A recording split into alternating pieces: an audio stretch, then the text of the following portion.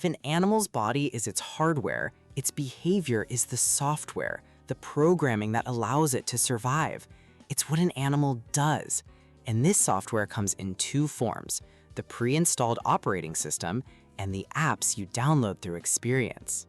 First, the pre-installed programs, instincts. These are behaviors an animal is born knowing.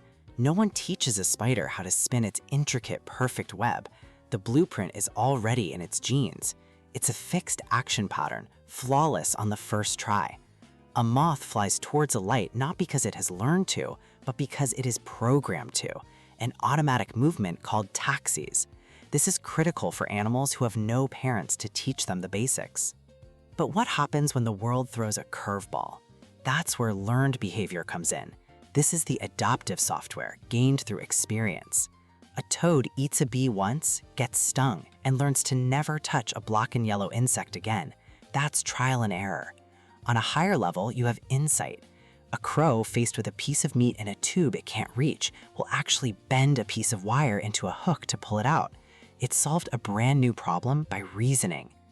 These behaviors scale up to solve life's biggest challenges. An Arctic tern's instinct drives it on a 70,000-kilometer journey, pole to pole, to chase an endless summer. Meanwhile, a pack of wolves uses learned cooperative strategies to hunt prey far too large for any single wolf to take down. From the automatic reflex to pull away from fire, to the complex social contract of a vampire about sharing its meal, behavior is the dynamic toolkit that lets life react and adopt in seconds, a flexibility that evolution takes millions of years to achieve.